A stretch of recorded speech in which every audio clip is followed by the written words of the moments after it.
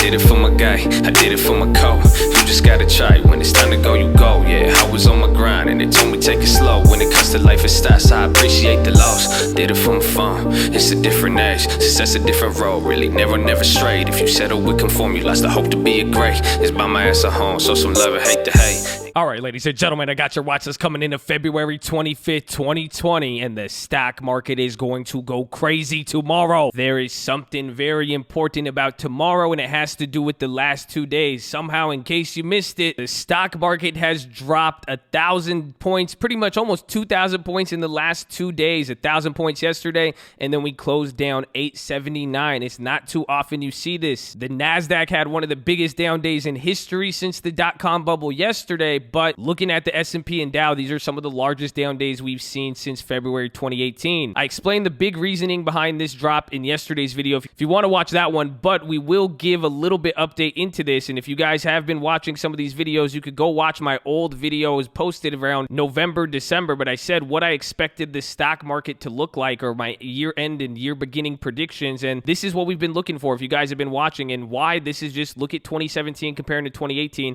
These are some of the biggest drops since February 2018. So one has to do with what we've looked at, but keep in mind this type of move. So now this is why tomorrow is going to be so important.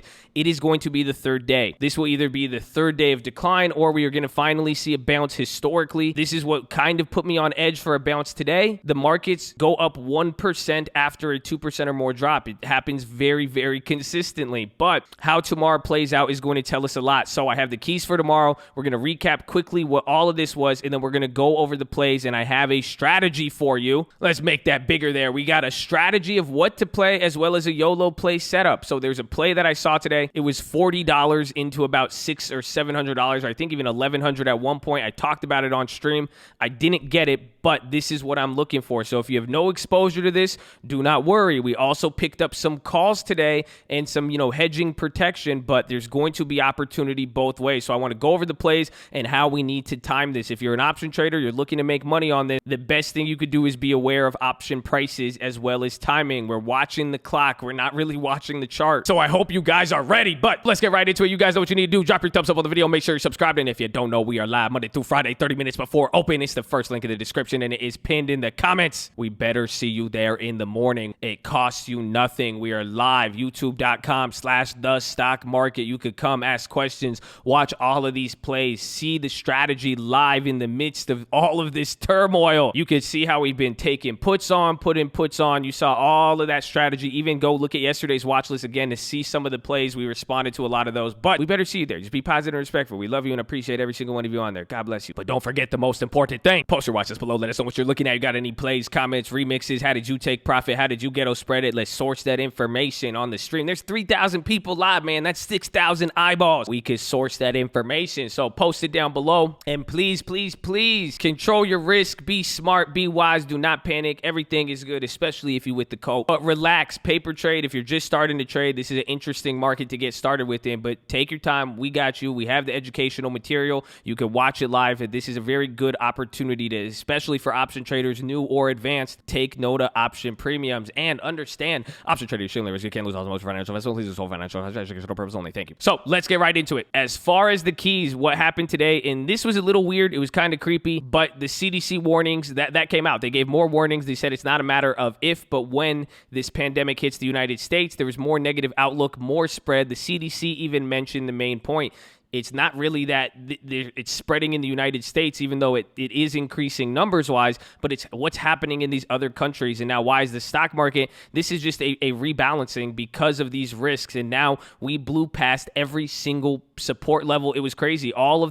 Think about the repos and what happened here since October to December, then the latter half of December coming into the beginning of the year. You wiped all of that out in 2 days. This is telling you something. Markets are repricing this. Originally, it was here. That was the original Wuhan zone.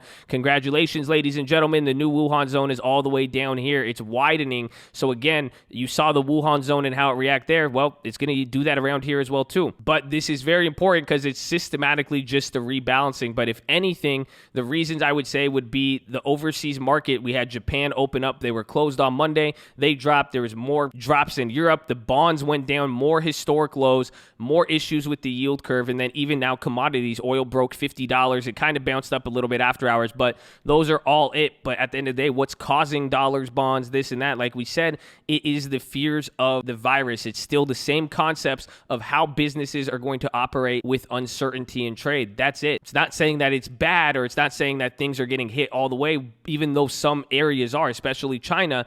But people are more worried. It's not that it's getting bad yet, but remember, stocks price in the future. So this is pricing in future growth, future trade. So that's why it's selling off, because the future projections are getting a little bit murky here. If we don't know how trade is fully going to operate in 3, 6, 12 months from now, that is the whole point of guidance. And that's what we saw with even some of our plays today that we hit, just like even UAL, and I forgot the other company, but they removed guidance. They said we can't give guidance for the rest of the year considering the situation. So that is the first thing.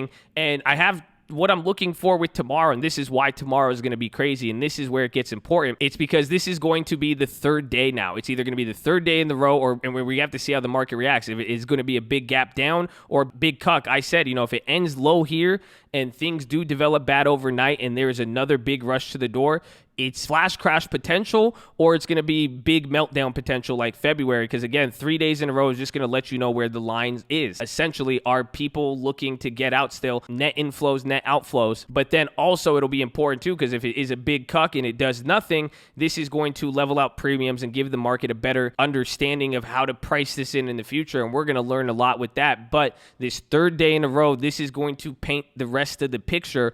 2 days dropping, especially of this size, is one thing. But 3 days in a row now, that's where you're going to start feeling pressure from other investors. And then that's where it could set us into a weird little cycle and swing. And usually after these 2 or 3 big days, that's when things start to level out. So be prepared. I hope you guys are ready. That is important. I forgot to mention this in the keys, but this is where the next level is going to come in. And this is even part of the strategy. What you guys got to realize, look ahead of you, not right in front of you. Again, some of us position great. We're doing great on this. If you haven't, your time is coming, baby. I'm telling you, you got the 6 men. You guys are about to come off the bench. I'm going to explain that strategy. But even then, the whole point is we need to start looking ahead. It's playing this in waves. I told you guys yesterday, this type of news and how the market is reacting, it has to do with how the market reacts to pretty much fast absorbed news versus slow absorbed news. And this is slow absorbed news, where it takes a time to get the news, to disseminate. Someone called it latency, and I love that. It's the best way to describe this. It's the latency between the news and how the market reacts. So that's going to take time. You need to set the next wave up. You need to prepare both for the downside and also for a bounce, but then also what's going to happen after downside bounce, just like we did here, if you guys have been watching even just for the last month or so. But then also strategize and be important. But the next thing looking ahead now, we have a big event in April that's gonna threaten the repos and all the stuff the Fed's been talking about, and that was the reason for everything we saw in October and September, where the Fed had to step in.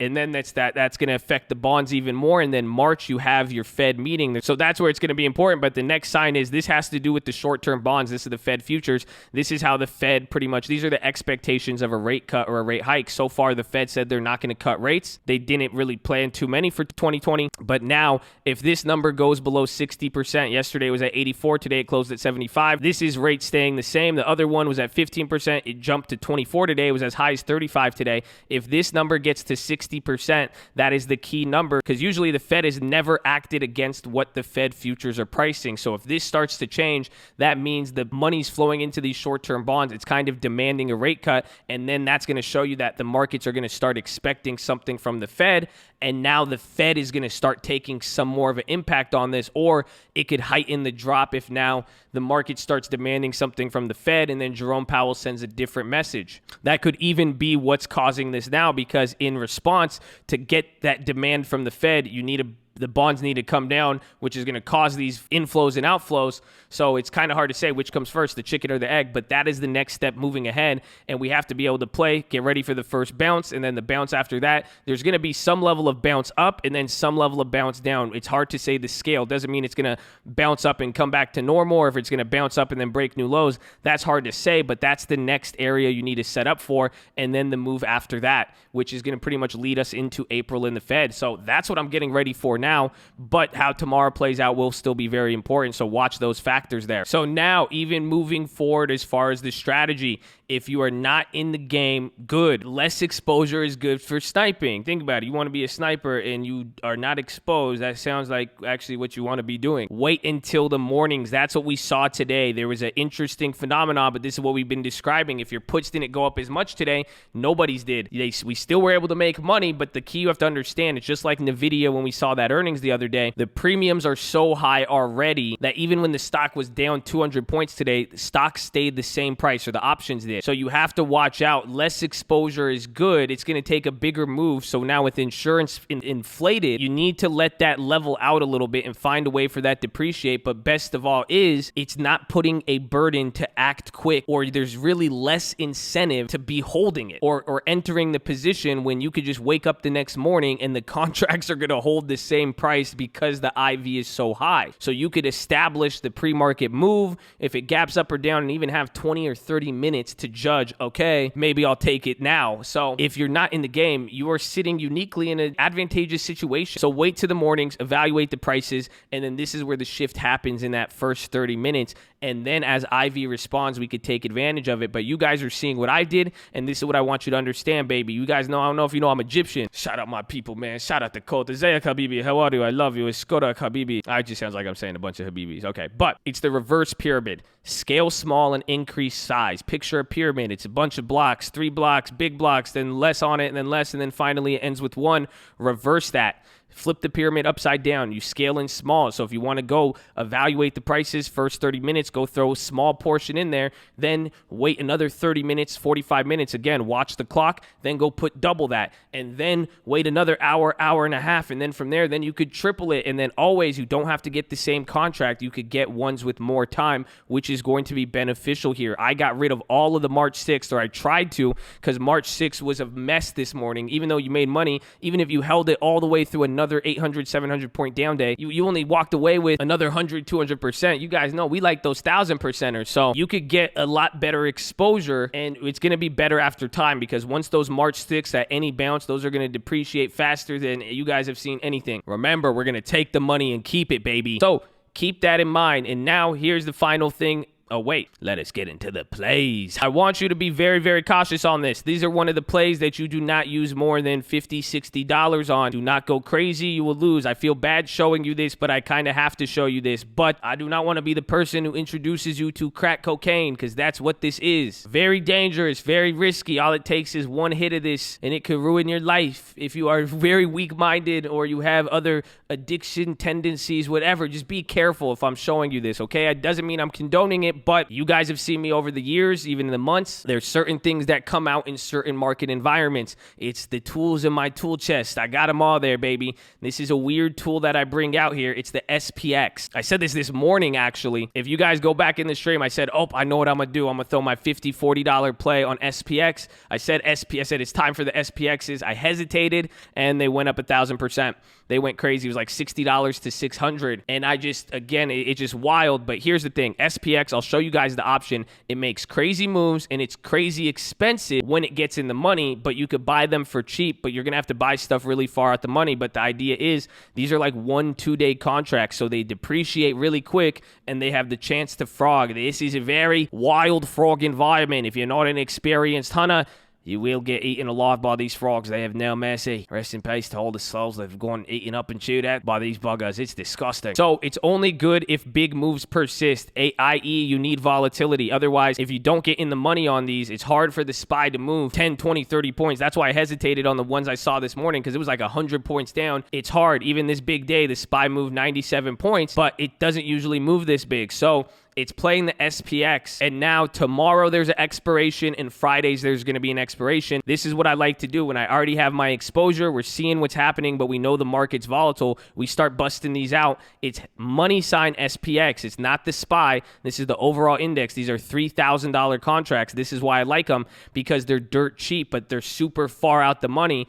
But if you get in the money on any of these, they go exponential. Like these were $400 in the morning. They ended at $4,000 because they're in the money by like $30, because that's how the SPX moves. So this is big. It's a big underlying asset. Kind of think booking. So there's going to be wide spreads and it's difficult. But this was the play I saw this morning. It was like 100 something points down. But you see here, they were at 60 cents. They dropped from the morning price.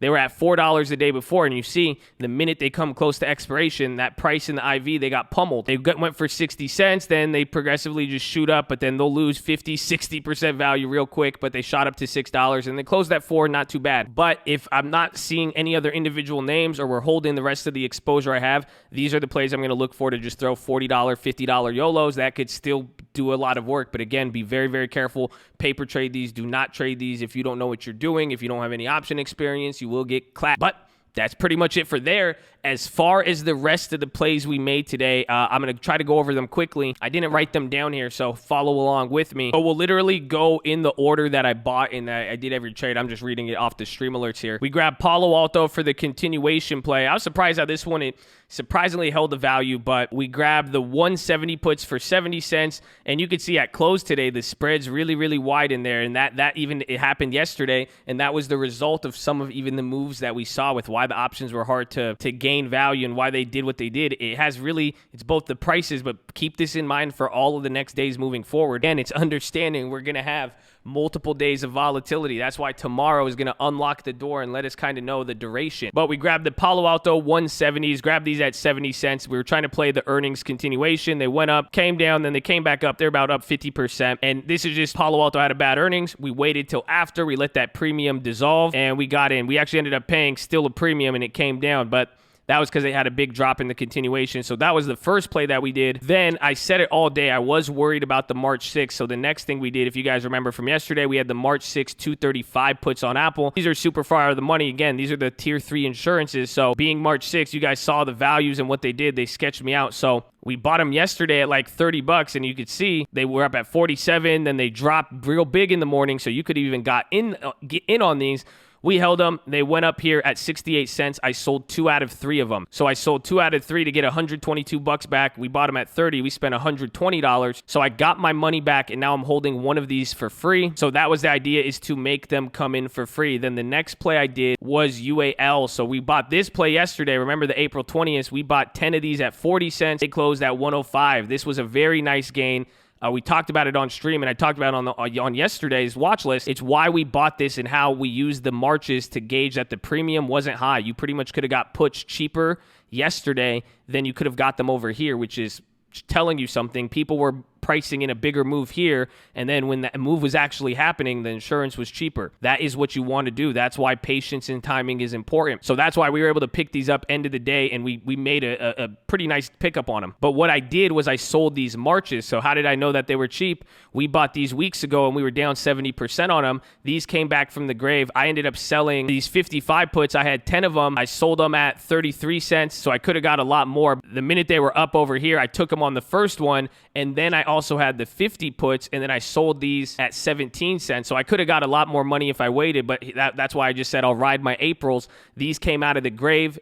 These ones were expensive because now they're coming back from the price I bought them, and I was just down 70% on them. These are still further out the money with less time. I said we're going to dump those and then hold the rest of the UALs. So I got 30% on those, and then now I'm holding the other April ones that we had. Then the next play was the UVXY. We did this and ghetto spreaded this last week. Remember, we made this free on Friday. I had this on the small account, so I wanted to take the profit. We did the 1650 spread. You buy the 1650, sell the 1750. I sold them out at 37 cents for 5. So I got like 180, 190 bucks. You could probably sell them now for like 250. The max gain is 500, but the fact was it expires this week. It's UVXY, even though we're in the money on them and it has a potential gain of 500. There's the debit spread aspect of it. I already got 50% of the max gain. I said I'll walk away with it, secure some of the bag. Again, we want to get money in, not put too much money out. But then UVXY was going up. Here was the play that we made yesterday. This was a March 6th. It was sketching me out. Remember, we bought these 25s yesterday. We bought 10 of these for 30 cents each. They shot up to $1.13 at one point. So what did I decide to do? We ghetto spreaded them, baby. So instead of keeping the 25s, we sold these 27s, and I sold 10 of these 27s at 38 cents. So they doubled, but that means our contracts went up too. So now with 10 contracts, 25 to 27, that's $2,000 max gain. I spent $300. I sold 10 of these at 38 cents. I collected $380. So I made $80 net profit, and I have $2,000 max gain, and I get to hold the position. And it's a shorter time frame. And that's the whole point. You guys could see by this point now, it's about 10:11 Pacific. So it's like 1:11 Eastern. I'm going through and I selling a lot of plays here. We only picked up the Palo Altos. And then OLED, this was an old earnings play. If you guys remember, we had this March 135. Damn, I sold some of them early. You guys see, but that's the whole point. I mean, I'm trying to cut out of the profits. I sold them at like 55 here. They closed at 85, but this was a graveyard. I got my money back on it. It was on the small account. I was like, let's take it. And then the next play, the IWM. So this was the IWM. I forgot the exact strikes on it. I believe it was March 20th. If you guys remember, this was one of those $150 to 24,000 max gain. I sold half of them at 10 cents, got my initial investment back. So now we have a $12,000 max gain on it, and it's free. We got all the money back, low probability play, but it's free insurance now. So we collected all of the initial investment back, still have the full position. Puts kept going up. So what did I do? The Caterpillars. So these were March 20th. I had a little bit of time, but they went up so much in value again. And you guys could see they only went up 91%. So you have to factor it's because 2 days ago they were at 15 cents. Now they're at 60, but yesterday they were at 30. So this is still it's a very big gain, but not if you bought them yesterday. But we bought these yesterday for what, 30 cents or so, or like 20 cents, I think a little less. But I had 4 of them. They went up a lot. I got 4 of them for like 120 or 112 or something, and I sold half of them of the 110s at 62 cents. So I got 120 something back. So I got all my initial investment, and now I have 2 of these Caterpillar puts till March 20 for free. And then I sold the Facebook put I got yesterday. This one was hard to appreciate, and then before I knew it, it was up 100%. I was surprised, so I was like, I need to get rid of this. It was a short term. I didn't like the March 6. It was the 177.50. We bought this for 50 cents. I sold it at $1.11, and then finally now at close, I added 2 positions. I came back to our April Microsoft. So remember, we bought these yesterday, and then they went up. Surprisingly, they didn't depreciate too much. They only went down 14-15%. So I like the fact that they're April.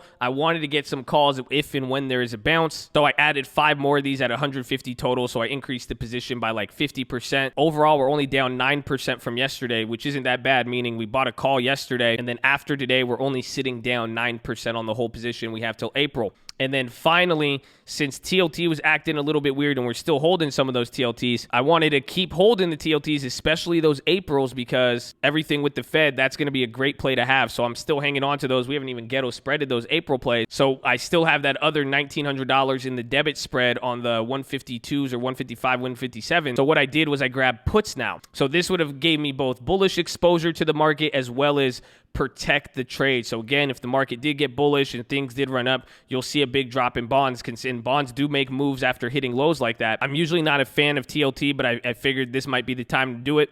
I got the 145s for March 20th, and I got 10 of these at 52 cents. So I spent a bigger amount because, again, I have like $4,000 in TLT right now, and then we have a lot of other puts, so we only have the Microsoft calls and then these as well, and then all the other earnings plays that died. So that's why I got it. It's a low IV. They're definitely cheap. They were down today 20-something%, but you could see these puts really fell off, and they're kind of just hitting that capitulation zone. Unless TLT really rockets up, they might hold their value, but I'm usually not a fan of these types of puts. But keep your eye on those. But that was all the plays we made today. As far as everything else, watch HYG. We're still holding on to those plays from yesterday. They went up 60%, but I like them. They outpaced TLT today, it seemed like. Just even in the sense of how the contracts move. It was hard for TLT to go up. HYG did, and this is where I was saying you're kind of getting a little divergence there, and the moves are getting bigger. So watch them. TLT, again, I like Caterpillar as well. We're holding the UNHs. Those plays went from $60 to $190. Those went up a little bit better, even though we paid a high premium, and that's simply because UNH outpaced yesterday. It's outpacing again today,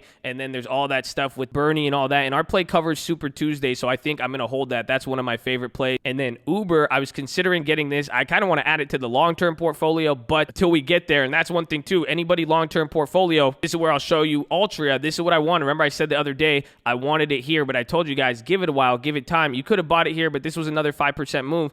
It's okay. You know, we're down now 3% overall on our long-term portfolio that we started. We're using the clock. Let the next month come in, let it bounce, let it drop, let it bounce. It'll stabilize. We'll find a good point to stabilize, and we're going to steal them. Don't you worry. You got to sit in the chair. This is a good learning lesson tonight. If you get worried, don't overexpose yourself. Don't look at it too much. and understand there's a buying opportunity because we are placing all of our trades based on time, monthly allocations. So watch them, but watch Uber too, because now the puts we got that we were down on, they came back up. I want to see if we could finesse that like we did UAL, but we'll see. I like the UALs. They outpaced again to another, it says 6% because I think they're coming up after hours, but they dropped like 6.5%, 7% today. And you guys saw those plays were good. Watch Palo Alto for the continuation. I'm still going to hold that on. McDonald's is one I want to see. I was thinking about getting calls on this because it's been holding up a little strong here. I want to see if it actually ends up holding or if it does give up. That could be a good way down. But watch McDonald's. Premiums on the calls are high. Watch Roku. I'm kind of pissed off at that because remember, I swapped out the Boeings. Those Boeings I sold for $200. They ended up at like $500 today because I said I'll hold the Roku and then sell the Boeings. I should have done the reverse, but we're still holding that Roku. And surprisingly, I think they're still at break even. And then watch the UVXYs and UNH like we said. Then finally, check out 3M and the rest of FANG. I didn't like, the Facebooks at the beginning, but I still have those old April rollovers from earnings, and that's why I said I'd rather keep the March 20th. I have a lot more of those contracts. Those are up, so I said I'll hold those instead of the March 6th. Again, I don't like any of the March 6 contracts. They're not too appealing here, especially seeing how the volatility and pricing's working. But watch them. Watch Amazon, that strangle. And again, as more of an adage to what happened in the morning, that Amazon straddle that we had, it's March 6th. I didn't like it. That put was down 50% and the call only up 7%. But then by the end of the day, the put was up 50% and now the call is down 50%. Keep that in mind. But I like these big moves, but these have the most meat on the bone in terms of catching up to some of these levels. Amazon, maybe not as much so, but Google definitely. Because think about it, this is Google's December range. It's falling less than the market. So if it follows the market, tech has to kind of come down here. So either the market has to bounce or tech is going to have a big day down. One of them is going to lead. Mark my words on that. But that's your watch list, ladies and gentlemen. Make sure you're hydrated, healthy, ready to go. Make sure you post your watch list. Make sure we see you there in the morning. I need all of you ready. You better put that helmet on. Keep the armor shining. It's game time. You guys need to calm down. Take it as it come. I told you if you didn't get in the game, you better come up. Ginobili, you the sixth man. Get ready. You do not have the time to complain. You do not have the time to miss these opportunities. Pay attention. This is a once-in-a-lifetime opportunity at every level, and it's not just today. If you think opportunity is only going to be this wind that comes in and out, you got it messed up, baby. It's going to be a real hurricane, so I hope you're ready. You got to be in the right space. Just, again, control the balances. I hope I'm setting a good example for you guys. You're seeing we're taking profits. We're getting in here. We're getting in there. You're selling. It doesn't matter. Yeah, we could have made more here. We could have lost more. Just be smart with it. You got to keep going. This is why I told you guys to stay in the game. This is where you revive accounts. This is where you don't quit. This is where you keep the money. So I love you, baby. I appreciate all of you. I'm going to see you in the morning. I hope you're ready. Let's go.